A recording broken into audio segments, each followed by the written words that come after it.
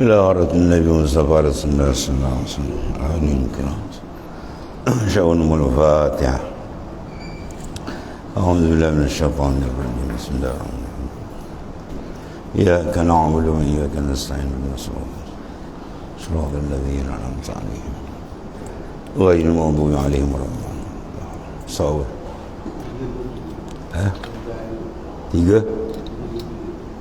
Tiga, dua, tiga. Panggan dua.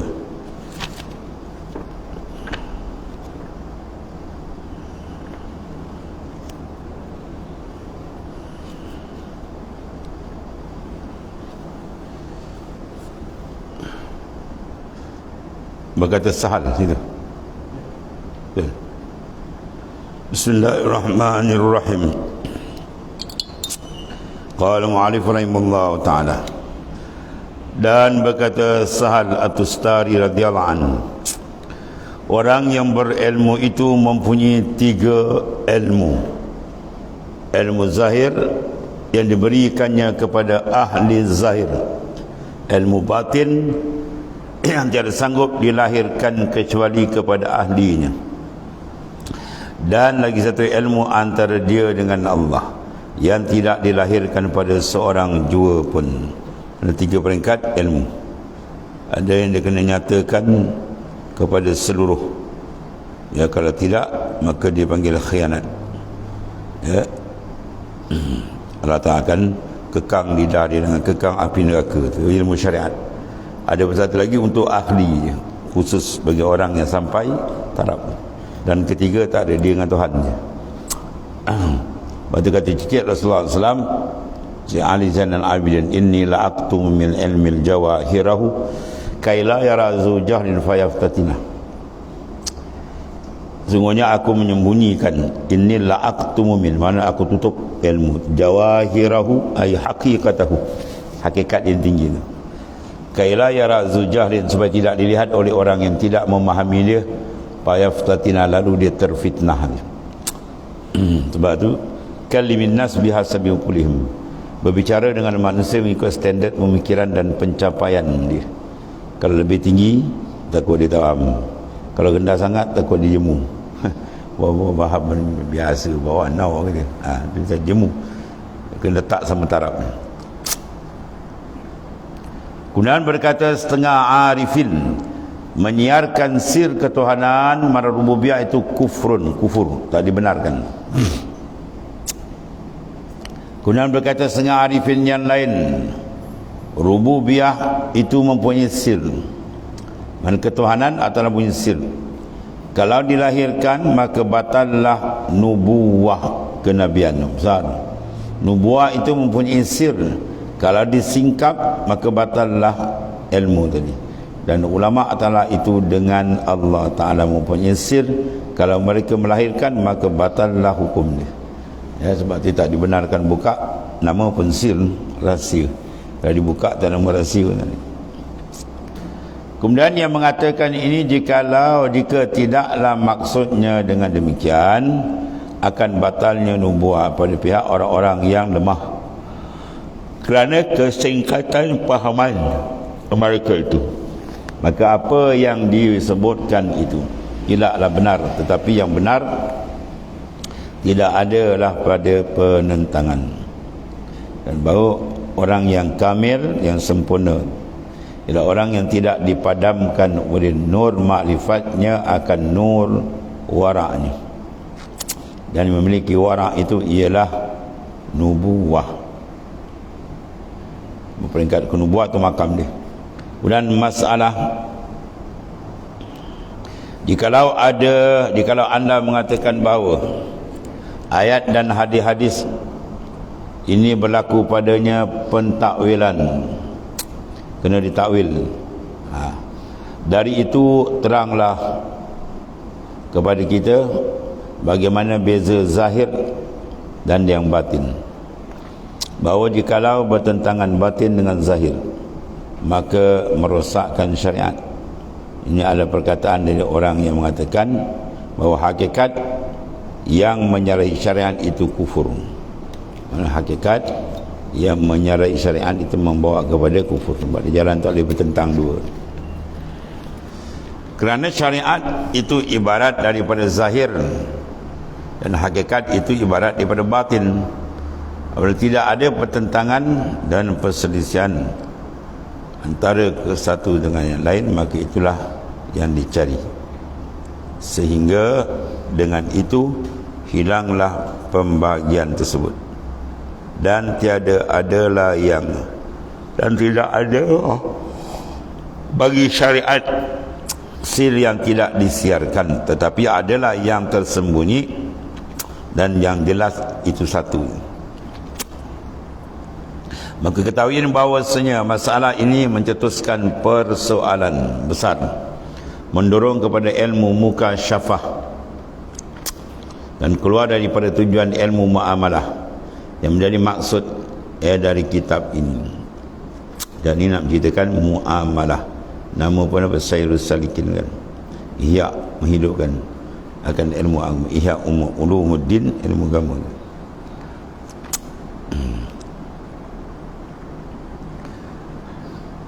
Dia macam kita atas lagi Futuhatul Makkiyah atau ni bahasir banyak dalam. Ya. Setengah kitab dia tak bagi pegang kalau bukan ahli. Nahnu qaumun tahrum mutala'atu kutubina. Kami kaum yang kami haramkan mutala'ah tengok kitab kami. Maksud dia apa? Kalau tidak ada ahli. Kalau tidak ada ahli kan dia baca tafsir sendiri babas dia buat. Lain orang maksud lain dia faham. Atau maksud dia kena ahli dia menerangkan baru dia faham maksud. Banyak digunakan bahasa isyarat ini. Sesungguhnya akidah yang kami sebutkan itu adalah dari amal perbuatan hati, dan telah kita berbakti dengan mengajarinya dengan penerimaan dan pembenaran dengan seluruh jiwa raga kita. Dan akidah tak ada masalah. Kemudian tidak untuk sampai kepada terbukanya bagi kita hakikat, kerana yang demikian itu tidak diberatkan kepada seluruh umat hakikat sesuatu. Siapa yang Tuhan buka itu bagian dia lah. Kalau bukanlah ia sebagian daripada amal perbuatan, maka tidaklah kami membentangkan jalan kitab ini dengan cara lebih detail. Dan kalau bukanlah ia amalan zahir yang bagi hati, tidak amalan batinnya, maka tidaklah kami membentangkan yang bahagian yang pertama daripada kitab ini. Dulu dah bahas masalah zahir, masalah akidah dan sebagainya. Kemudian sesungguhnya kasyful hakiki, kasyaf pembukaan yang sebenarnya boleh adalah sifat sir hati dan batin. Di mana sir sifat dalam tu dibukakan oleh Allah Ta'ala, dia yang bukakan apabila ada kelayakannya. Tetapi apabila perbicaraan itu telah terdorong kepada menggerakkan khayalan mengenai pertentangan zahir dan batin, maka haruslah ada pembicaraan yang singkat saja untuk menguraikannya. Di belakang akan dibahas juga. Maka dia kata, barang siapa mengatakan bahawa hakikat itu menyalahi syariat, atau batin itu bertentangan dengan zahir, maka orang itu lebih dekat kepada kufur daripada kufur daripada kepada iman ya. Silap banyak. Bahkan segala sir yang khusus untuk orang-orang muqarrabun mengetahuinya, orang yang hampir, di mana tidak bersekutu dengan mereka orang ramai, orang mengajarkannya, dan mereka melarang menyiarkannya kepada orang ramai, sebab orang tak faham ahli bukan ahli dia adalah terbagi pada 5 bagi pula. Dia pecah lagi banyak tadi. Bahagian pertama, bahawa suatu itu adalah halus pada dirinya, benda yang sir, yang menumpulkan kebanyakan fahaman pada mengetahuinya. Maka tentulah mengetahuinya buat orang-orang yang khawas, yang tertentu saja. Maka mereka harus tidak menyiarkan dia. Mana dia? Jangan buka pada benda yang macam tu. kerana bukan ahlinya, sebab dia orang tak faham apa maksud dan tujuan dan kedudukan makam seorang. Kerana dapat menimbulkan fitnah tu, kaila yara zu jahlin payaftatina, supaya tidak dilihat oleh orang yang tak faham, maka bawa fitnah. Contoh macam kalam syumal farqid law khatarat li fi siwaki iradatun qadaitu biri. Kalau sekiranya terlintas hatiku selain Allah Ta'ala, ya, maka aku hukumkan dengan murtad. Kita tengok syariat macam mana pula lupa Tuhan murtad. Maka kena tanya dia apa maksud murtad, bukan murtad yang kita faham. Itu je masalah, dia fitnah berlaku. Murtad sebenarnya murtad makam, bukan murtad i'tikad. Mana makam dia naik makam farqus sani, makam tinggi lah, tiba-tiba dia lalai, pum, jatuh balik kembali, tu mana murtad, kembali pada makam awal balik, mana lalai balik lah. Itu maksud dia.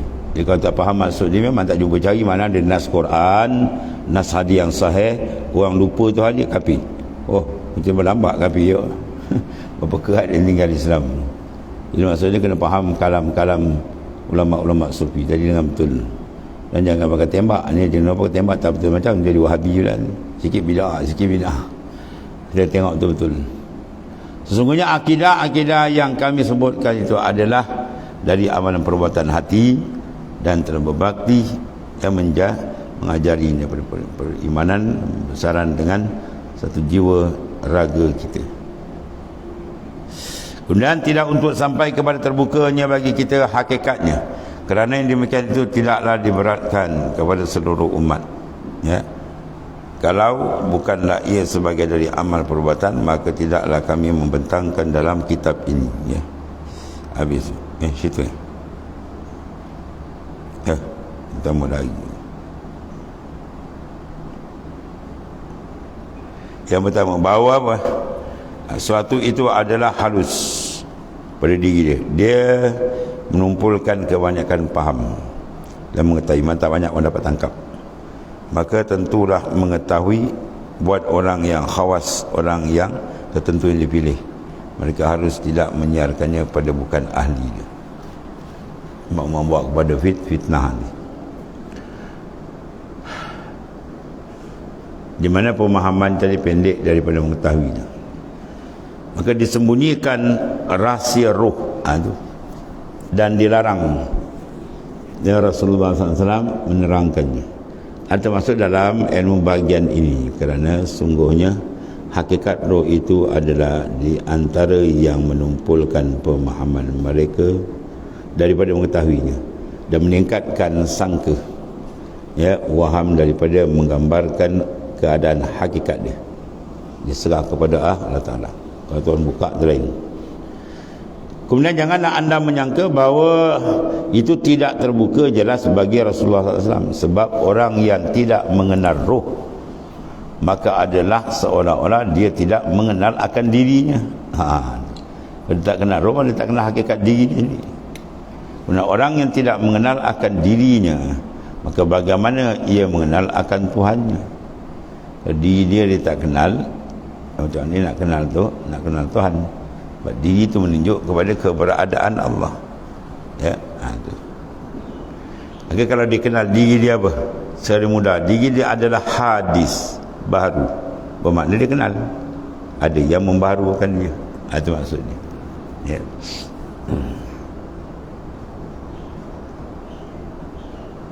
Kemudian orang yang tidak ada maka tadi, orang yang tidak mengenal akan dirinya, maka bagaimana dia mengenal akan Tuhannya yang maha suci? Sebab di atas dia mengenal diri dia tadi dengan sifat nuksan, dia kenal Tuhan dengan sifat kamalat. Dia mengenal Tuhan itu yang maha kuasa, semua daripada dia, maka terpadamlah segala makhluk punya af'al dan sebagainya. Dan bila dia kenal sebenar, kenal bahawa diri dia itu ada adamun mahdun, ketiadaan pada hakikatnya, maka dia kenallah wujudan Tuhan yang asliyun, ya, yang mutlak. Dan tidaklah jauh dari kebenaran bahawa yang demikian itu ada terbuka kepada sebagian wali-wali dan ulama, terbuka, meskipun mereka itu bukan nabi, tetapi mereka beradab sopan, ya, dengan kesopanan syariat.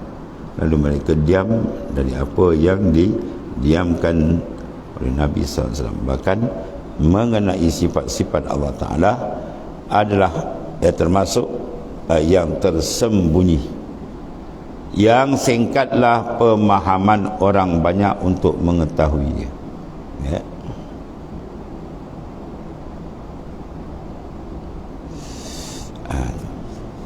Dan Rasulullah SAW tidak menyebutkannya kecuali yang terang-terang sahaja bagi segala mudah segera faham, iaitu tentang ilmu qudrah dan lain, sehingga dapat dipahami oleh orang ramai dengan cara yang sesuai dan disangka kepada ilmunya dan qudrahnya sendiri. Maka mereka itu mempunyai sifat-sifat yang dinamakan dengan ilmu qudrah. Lalu mereka menyangka bahawa yang demikian itu semacam suatu perbandingan lah. Kalau disebut dari sifat-sifat Allah, apa yang tidak ada lagi makhluk, apa yang tidak ada lagi makhluk. Apa bahasa ni? Kalau disebut dari sifat-sifat Allah, semua itu daripada dia, maka apa yang tinggal lagi bagi makhluk? Ya, mana tak ada, kosong. Lepas tu bila kenal betul diri dia, akan kenal Tuhan. Bila dimukasyafahkan dengan Tuhan, terlenyaplah segala makhluk pada pandangan hakikat dia. Habis. Mereka tidak akan memahami, bahkan kelazatan bersetubuh apabila terangkan kepada anak kecil atau orang yang tidak bertenaga, ya, maka tidak ada kepahaman. Kita ceritakan jimat dia pun tak faham, kecuali dengan menyesuaikan kepada kelazatan makanan yang dapat diketahuinya, walaupun belumlah ia pahaman yang sebenarnya. Dia akan ceritakan kelazatan tu. Begitulah maknanya kelazatan sir antara hamba dengan Tuhan bila dibuka semua rahsia, dan perbezaan antara ilmu Allah Ta'ala dan kudratnya kudrat Ta'ala dan ilmu makhluk dan kudrat makhluk, beza dia adalah lebih banyak daripada perbezaan antara kelazatan persetubuh dengan dan makan Tuhan. Ya, bezakan makan dengan pengenalan tu jauh lah. Bila dia kenal, dia tahu, tapi pengetahuan tentang Tuhan, cara dia makrifat secara hamba dengan Tuhan yang khasah itu cara dia, mana ada perbezaan. Habis. Dan perbezaan antara ilmu Allah dan kudratnya Ta'ala dan ilmu makhluk dan kudratnya adalah lebih banyak. Tidak ada satu jalan persamaan, ya, daripada perbezaan antara kelazatan bersetubuh dan makan tadi, ya. Yang ini lebih terang, lebih besar. Kesimpulan dia, khulasa dia, tidaklah diketahui manusia selain dirinya dan sifat-sifat dirinya yang ada padanya sekarang atau yang lagi akan ada padanya itu sebelumnya. Kemudian dengan membandingkan kepada yang tersebut itu, dapatlah memahami akan yang lain daripadanya. Kita membanding sifat ilmu makhluk, maka kita akan nampak di sana ada satu ilmu Allah Ta'ala, ya, yang berbeza, yang mempunyai kesempurnaan, ya, yang sebenar. Allah. Maka yang terbesar peredarannya adalah kepada sifat-sifat diri, tidak kepada kebesaran yang khusus bagi Tuhan. Sabda Rasulullah SAW, la uhsi sana'an alaika anta kama asnaita ala nafsi. Tidak dapatlah aku menghinggakan pujian kepadamu seperti yang kamu pujikan kepada dirimu sendiri. Atau maksudnya sifat kesempurnaan Ta'ala tidak terhingga. Banyak hadis Muslim, riwayat Muslim. Allah Ta'ala. Kemudian tidaklah hadis itu maksudnya bahawa aku lemah daripada membentangkan akan apa yang aku ketahui, tetapi adalah pengakuan dengan kesingkatan faham untuk mengetahui akan hakikat kebesaran Allah Ta'ala. Maknanya apa? Zat yang wajib al-wujud boleh diketahui dengan cara yang dibuka. Adapun hizat itu tidak dibuka oleh Allah Ta'ala. La tafakkur fi halqila wa la tafakkur fi zati. Berfikir kamu tentang kejadian Tuhan, jangan fikir tentang hakikat kundi zat Tuhan tu ditutup. Hatta Nabi yang mursal pun Tuhan tak buka. Itulah kedahsyatan wujud Allah. Dan satu lagi dari itu, berkata setengah mereka itu, tidaklah dikenal akan Allah dengan hakikatnya selain oleh Allah sendiri. Tuhan sendiri kenali. Dan berkata Abu Bakar As-Siddiq radhiyallahu, setelah pujian bagi Allah Ta'ala, segala pujian bagi Allah Ta'ala yang tidak menjadikan bagi makhluknya jalan kepada mengenalnya, melainkan kelemahan daripada mengenalnya. Maksud Tuhan yang menjadikan al-ajizu an idraki idrak, lemah dia pernah mendapat kunhi zat Tuhan, itulah pendapat. Sebab Tuhan tidak ada persamaan. Itu kalau dia mengaji dapat Tuhan tu bersama, tu tak betul. Ya, benda tak sama kita dapat sama, itu tak betul. Benda yang tak sama mesti dapat dia secara tak sama, sebab hakikat dia lainlah, lain. Habis itu.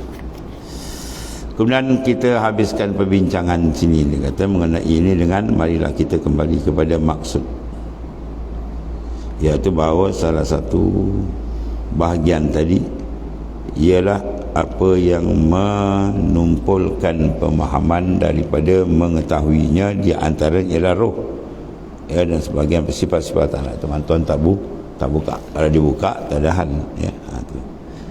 Kemudian mudah-mudahan sebagai isyarat kepada contoh tadi ialah disebut pada sabda Nabi SAW, inna lillahi subhanahu wa ta'ala sab'ina hijaban min nur lau kasyafaha la akhrakat subuhatul wajhi kullam man adrakahu basaruhu. Dan satu lagi disebut sini bahawa bagi Allah Ta'ala itu maha suci 70 hijab. Allah Ta'ala itu ada berapa? Sab'ina hijaban, 70 hijab nur. Kalau dibukanya nasai terbakar habis. Dan kalau dibuka satu je nur terbakar habis makhluk. Ya, apa yang diliputi oleh basyarnya dan kemahasucian wajahnya Allah Ta'ala. Itulah maknanya apa? Kehebatan dan keagungan Tuhan yang tidak ada jalan persamaan. Kemudian bahagian yang kedua, wallahu a'lam.